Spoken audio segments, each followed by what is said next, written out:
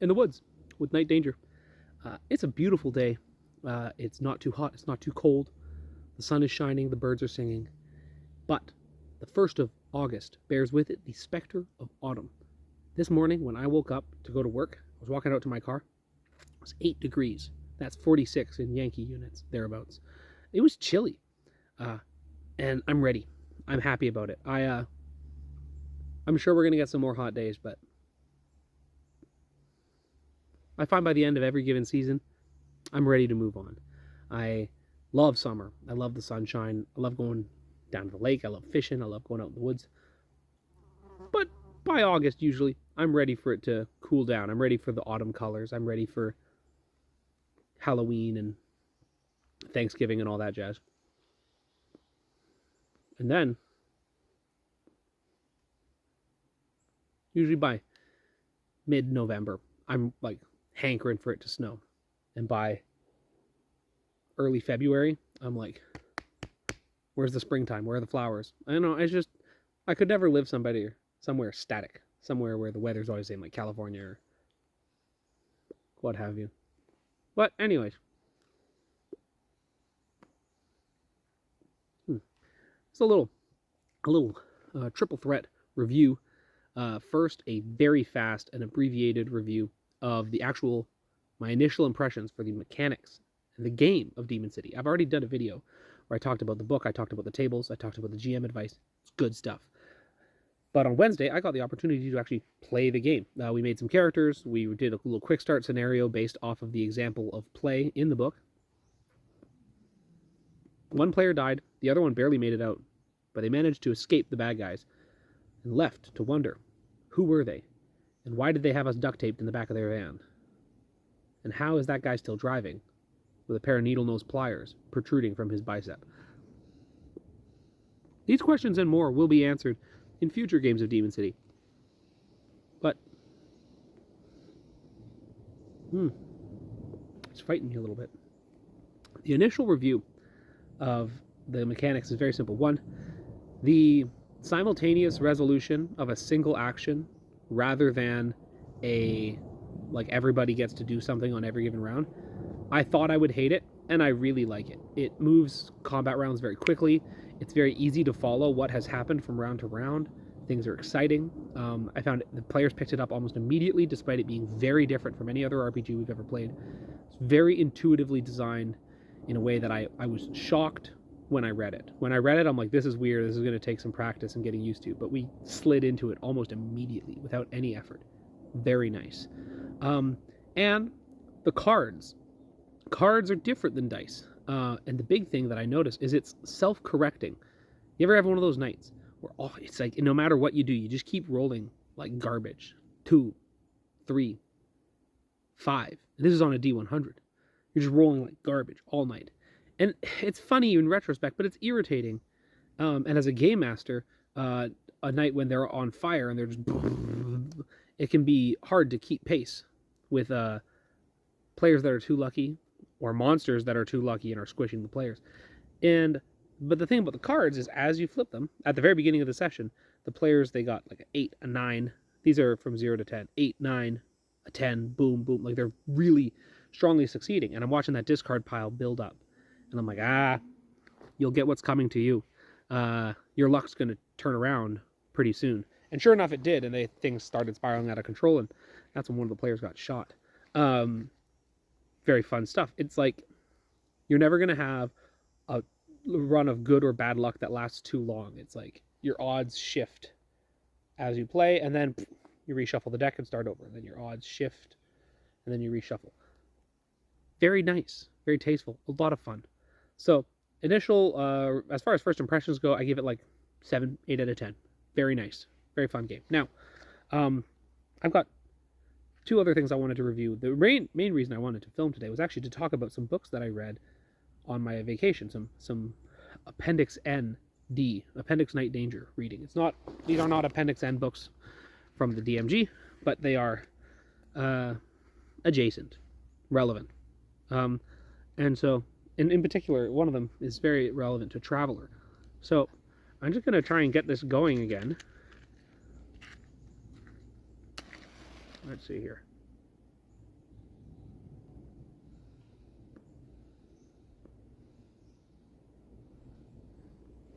This fumigation is my one defense against the mosquitoes right now. So I read a couple books on my vacation, and I want to talk about two. One that was staggeringly good, and one that, frankly, I couldn't finish it. It was so bad. It was atrocious. So first, we'll start with a good one. The Cosmic Computer by H. Beam Piper. And this is a sci-fi book. I'd heard of H. Beam Piper because apparently his book Space Viking was very influential on Traveler. So I saw this at the bookstore and I picked it up.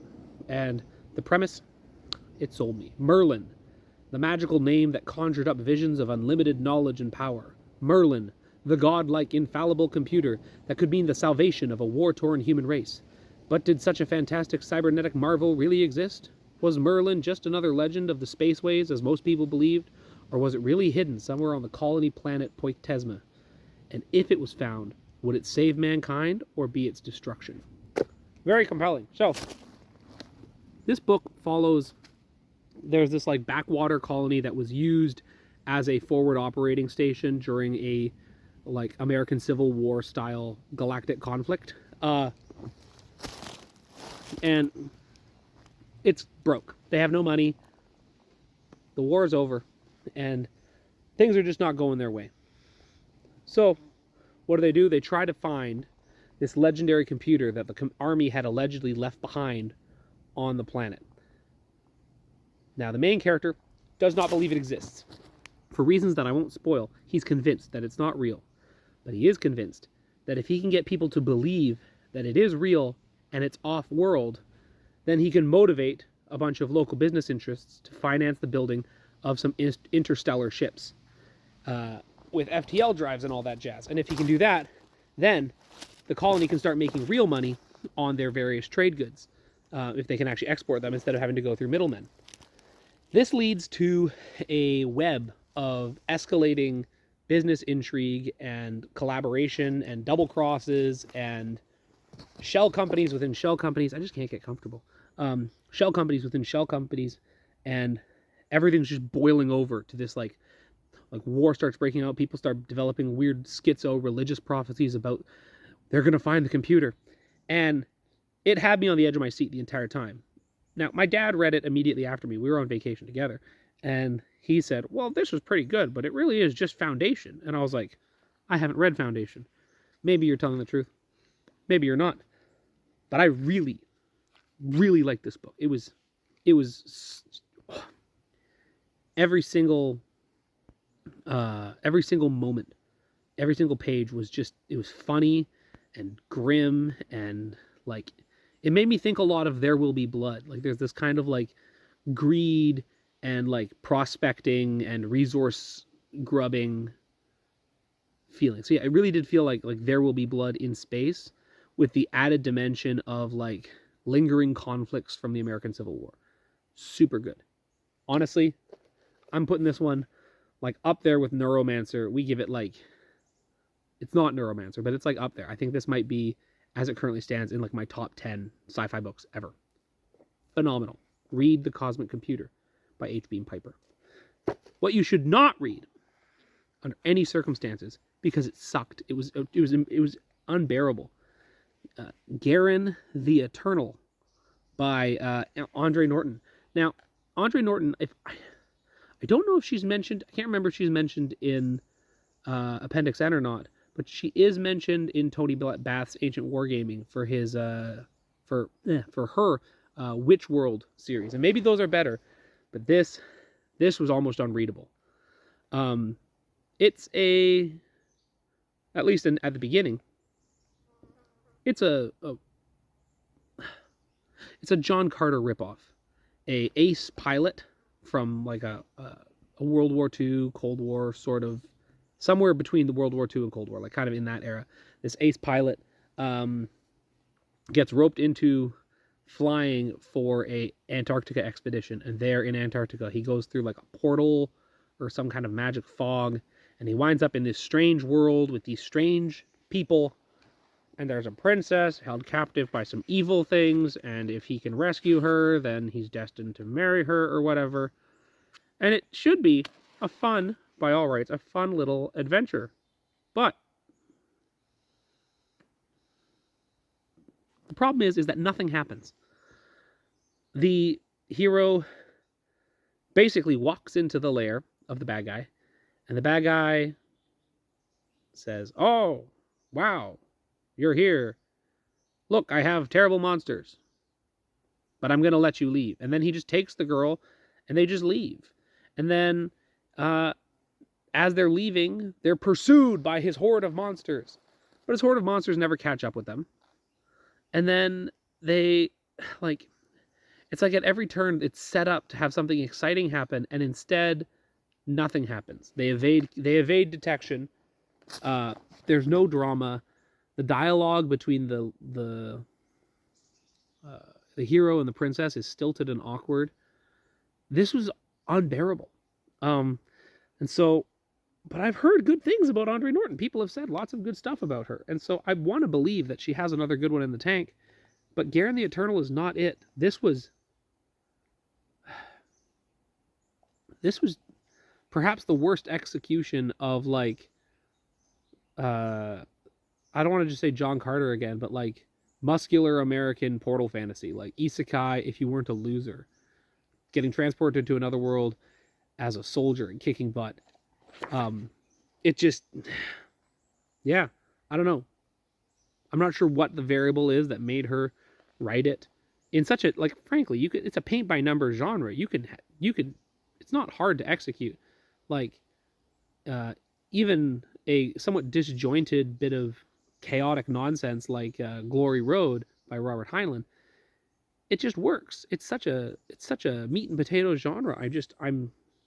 I'm staggered as to how somebody managed to write something this boring in such a fantastic tradition of fiction. So, sorry. There's just this huge... I can't show you because I don't want to pick my phone up and rustle around, but there's this huge butterfly flying literally directly behind the camera.